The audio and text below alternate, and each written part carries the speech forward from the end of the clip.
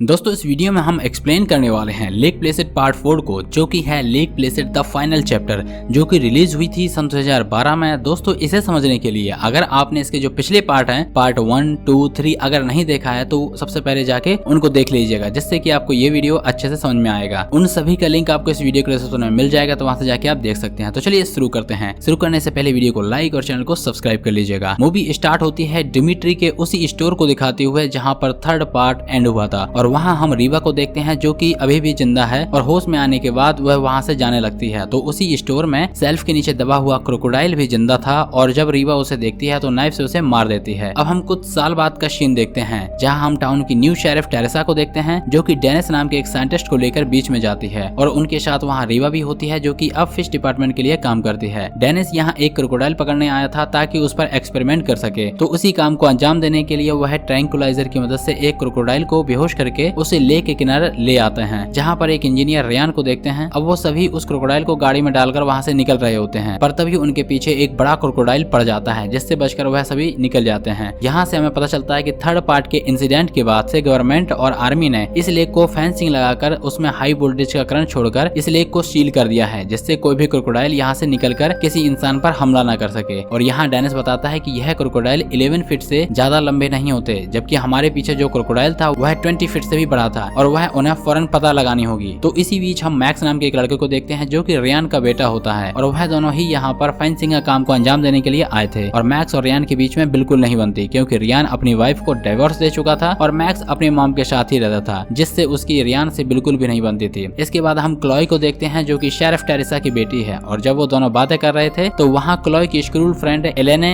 आती है, जिस पर टेरेसा को पता चलता है कि उनके स्कूल में एक टूर अरेंज किया गया है एक लेक के किनारे पर। उस पर जाने के लिए क्लॉय इंटरेस्ट नहीं है, और फिर टेरेसा के कहने पर क्लॉय वहां जाने के लिए मान जाती है। तभी हम डेनिस को देखते हैं जो कि कुछ हंटर्स को लेकर फेंसिंग गेट के अंदर पहुंच जाता है, और गेट को ओपन करके चुपके से हंटर्स को लेकर अंदर चला जाता है। और मैक्स हैंड फ्री में सॉन्ग सुन रहा होता है, इसलिए उसका वहां ध्यान नहीं जाता। अब हम एक प्रेस कॉन्फ्रेंस देखते हैं जहां टाउन के लोग उस फेंसिंग को हटाकर उन क्रोकोडाइल को मार देने को कहते हैं और लेक को आम लोगों के लिए ओपन करने की डिमांड करते हैं। लेकिन यहाँ टेरेसा उन्हें बताती है कि यह क्रोकोडाइल रियर है और वह उन्हें मार नहीं सकते, इसलिए उनकी सेफ्टी के लिए फेंसिंग लगाई गई है। और कॉन्फ्रेंस खत्म होने के बाद हमें पता चलता है कि टेरेसा और रियान एक दूसरे को पसंद करने लगे थे, और रियान उसे आज अपने साथ डिनर करने के लिए कहता है। अब वहीं फेंसिंग के अंदर डेनिस और हंटर को एक क्रोकोडाइल मिलता है, और वह उनका शिकार करने लगते हैं, लेकिन वो लोग चूक जाते हैं, जिस वजह से वह क्रोकोडाइल उन्हीं के पीछे पड़ जाता है। अब क्लॉय शाम में लेक जाने वाली बस में बैठ जाती है। अब फेंसिंग के बाहर मैक्स को अंदर से किसी की चीख सुनाई देती है, तो वह चेक करने के लिए गेट को खोलकर अंदर जाता है, और तभी एक क्रोकोडाइल हमला करके उसे वहां से खींच ले जाता है। इस वजह से फेंसिंग का गेट खुला ही रह जाता है, और क्लोई की स्कूल बस ट्रिप के लिए निकल चुकी है। यहाँ बस के ड्राइवर का ध्यान ड्राइविंग पर न होने की वजह से वह बस को रॉन्ग साइड मोड़ लेता है, और वह फेंसिंग से होकर वह जंगल में जाकर लेक के पास जाकर बस को रोक देता है, और सब यही समझते हैं कि वह पिकनिक वाले लेक पर पहुंच चुके हैं। बस से उतरकर लेक के पास स्टैंड लगाकर बोनफायर करने लगते हैं। अब हम क्लॉय को ड्रू नाम के एक लड़के के साथ बात करते हुए देखते हैं, जिसे क्लॉय काफी पसंद करती थी। तो ड्रू से काफी देर तक बात करने के बाद क्लॉय सोने के लिए चली जाती है। अब रात में हम बस के ड्राइवर को देखते हैं जो कि लेक में फ्रेश हो रहा होता है, और तभी एक क्रोकोडाइल उस पर हमला कर देता है और उसे खींचकर लेक के अंदर ले जाता है। अब अगले दिन सुबह टेरेसा के पास एक पुलिस ऑफिसर की कॉल आती है, और वह बताता है कि रात से फेंसिंग का गेट खुला हुआ था। अब टेरेसा, रियान और रीवा भी वहां पर पहुंच चुके थे, और उन्हें पुलिस ऑफिसर से पता चलता है कि मैक्स रात भर से वापस नहीं आया, तो वह चारों फेंसिंग के अंदर चले जाते हैं मैक्स को ढूंढने के लिए। अब हम सुबह उस स्टूडेंट के कोच को देखते हैं जो कि बस ड्राइवर को ढूंढ रहा होता है, और किसी को भी उसका पता नहीं होता। अब ड्रू अपने दोस्त के साथ जेट स्कीइंग करने लगता है, और उसके साथ उसकी गर्लफ्रेंड ब्रिटनी भी होती है, और वह लेक के बीचों बीच चले जाते हैं जहाँ उनका दोस्त जेट स्की से गिर जाता है, लेकिन ड्रू को पता नहीं चलता और वह आगे निकल जाता है। और अब हम देखते हैं कि बहुत सारे बेबी क्रोकोडाइल्स उस पर हमला कर देते हैं और उसे मार डालते हैं। दूसरी तरफ क्लोय जंगल में टहलने निकली थी, तभी हम मैक्स को जिंदा देखते हैं, और वह क्लोय को मिल जाता है, और वह दोनों एक दूसरे को जानते थे। अब मैक्स उसे सब बताता है कि वह लोग लेक प्लेसिड में फेंसिंग के अंदर हैं। अब क्लोय मैक्स के साथ बाकी के सभी लोगों को बताने के लिए जाती है। टेरेसा और बाकी के लोगों को एक मरा हुआ क्रोकोडाइल मिलता है, और यह देखने के लिए कि उसने क्या खाया है रियान उसके मुंह के अंदर घुस जाता है, और वो उसके मुंह से एक स्केलेटन निकालता है, और इसे देखकर रीवा बताती है कि यह किसी छोटे क्रोकोडाइल का स्केलेटन है। लगता है कि फेंसिंग लगाने के बाद इनका शिकार खत्म हो गया है, इसलिए यह एक दूसरे को खा रहे हैं। दूसरी तरफ सभी स्टूडेंट एंजॉय कर रहे होते हैं कि तभी एक स्टूडेंट पर एक क्रोकोडाइल हमला कर देता है, जिससे उन सब में भगदड़ मच जाती है, और बहुत से स्टूडेंट्स उसका शिकार हो जाते हैं। लेकिन ड्रू, ब्रिटनी, इलेने और कोच जंगल के अंदर चले जाते हैं, जहाँ पर उन्हें मैक्स और क्लोय भी मिल जाते हैं, और सबको समझ आता है कि वह लोग गलत लेक में कैंपेन करने के लिए आ गए हैं, और उनका सारा सामान और फोन भी कैंप के पास ही होता है और वह वहाँ नहीं जा सकते क्योंकि वहाँ क्रोकोडाइल मौजूद है। इसलिए मैक्स उन्हें लेकर फेंस के गेट की तरफ जाने का प्लान बनाता है। अब टेरेसा भी बाकियों के साथ कैंप के पास पहुंचती है और वहाँ की हालत देखकर समझ जाती है कि यह सब क्रोकोडाइल ने किया है और उसे अब क्लोई की फिक्र होने लगती है और वह कॉल करती है तो उनका फोन उसे वहीं मिलता है और इसलिए उन्हें ढूंढने का सोचती है। अब उन्हें रास्ते में हंटर्स का कैंप मिलता है जहाँ क्लोई देखती है कि वहाँ एक क्रोकोडाइल हंटर्स की बॉडी खा रहा होता है। अब क्लोई को देखकर उसके पीछे लग जाता है। बाकी सब भी अलग अलग डायरेक्शन में भागने लगते हैं जहाँ ब्रिटनी एक हंटर के बिछाए हुए जाल में फंस जाती है और तभी वह क्रोकोडाइल आकर ब्रिटनी का सर खा जाता है। वहीं क्लोई भागते हुए एक बड़े से गड्ढे में गिर जाती है जहाँ उसे एक हंटर की डेड बॉडी मिलती है। अब वह संभल पाती कि तभी उस गड्ढे में एक क्रोकोडाइल आ जाता है। वह क्लो पर हमला करने लगता है पर सही टाइम पर वहाँ मैक्स पहुंच जाता है और वो एक पत्थर मारकर उसे डिस्ट्रैक्ट करता है। इसी मौके का फायदा उठाकर क्लोई उस हंटर की गन उठाकर क्रोकोडाइल पर शूट करती है और फिर उस गन से मार मार कर क्लोई उस क्रोकोडाइल को बेहोश कर देती है। अब टेरेसा बाकियों को बोट में ढूंढ रही होती है कि तभी उसे लेक के किनारे डेनिस जख्मी हालत में मिलता है और अब वो उसे फर्स्ट एड देने लगते हैं और उसे डेनिस से पता चलता है कि वह हंटर्स को लेकर फेंसिंग के अंदर घुसा है क्योंकि उसे लगता था कि ये क्रोकोडाइल्स नॉर्मल क्रोकोडाइल्स से इतने बड़े क्यों हैं। उधर क्लोई को क्रोकोडाइल्स के मुंह के अंदर एक फोन बजने की आवाज सुनाई देती है और वो देखती है तो उसे क्रोकोडाइल के मुंह के अंदर से एक फोन मिलता है जिससे वह टेरेसा को कॉल लगाकर उसे सारी सिचुएशन बता देती है। तभी वहाँ मैक्स और ड्रू एक रस्सी लेकर के आ जाते हैं और वो क्लोई को गड्ढे से बाहर निकालने लगते हैं। इसी बीच उस क्रोकोडाइल को होश आ जाता है और वो क्लोई पर हमला करने लगता है लेकिन वो लोग क्लोई को बाहर खींच लेते हैं। दूसरी तरफ टेरेसा जब बाकियों के साथ कैंप की तरफ आ रही होती है कि तभी उसकी बोट पर एक क्रोकोडाइल हमला करके उन सबको पानी में गिरा देता है और सभी जल्दी से स्विम करके लेक के किनारे आने लगते हैं। लेकिन इसी बीच एक पुलिस ऑफिसर उन क्रोकोडाइल्स का शिकार बन जाता है और डेनिस को एक क्रोकोडाइल खींचकर ले जाने लगता है जिससे टेरेसा बचाने की कोशिश करती है लेकिन डेनिस मारा जाता है। और उधर सब लोग हंटर्स के कैंप के पास काफी डरे हुए और हेल्पलेस बचे हुए थे। इसी बीच मैक्स को एक बोट की चाबी मिलती है जिससे सबके अंदर एक होप आती है इस लेक से निकलने के लिए। वो सब उस बोट को ढूंढने के लिए लेक के किनारे पर सर्च करते हैं जहाँ उन्हें कुछ दूर पर वो बोट दिखाई देती है। इसमें डेनिस के साथ आया हुआ एक हंटर जिम होता है। अब मैक्स जिम को बोट को किनारे पर लाने के लिए कहता है पर जिम के पास बोट की चाबी नहीं थी और वो किनारे पर भी नहीं आ सकता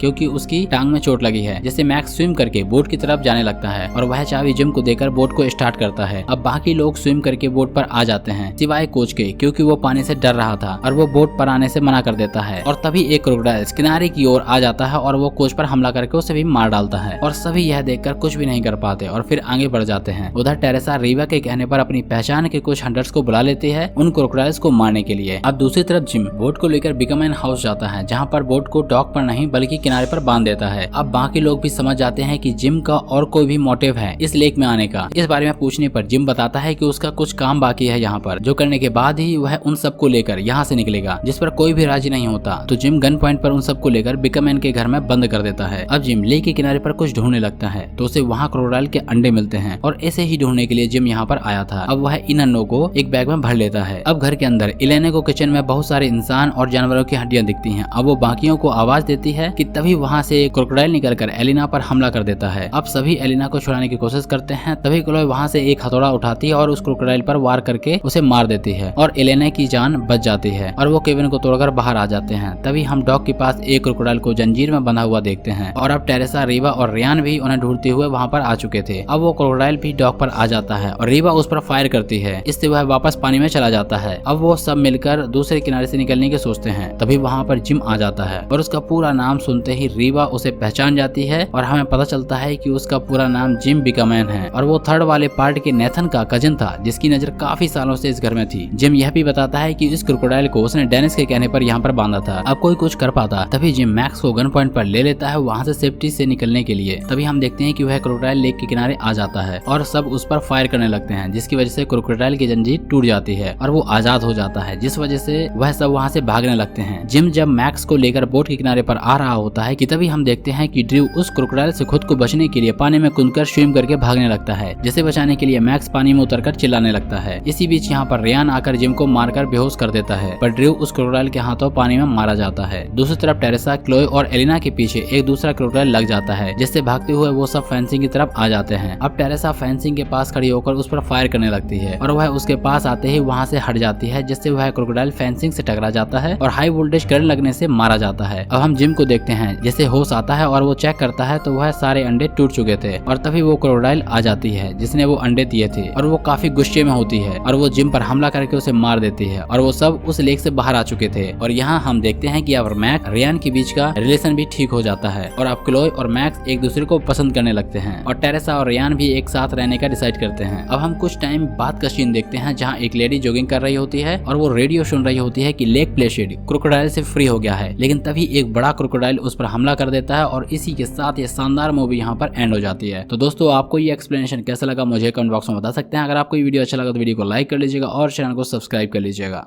थैंक यू।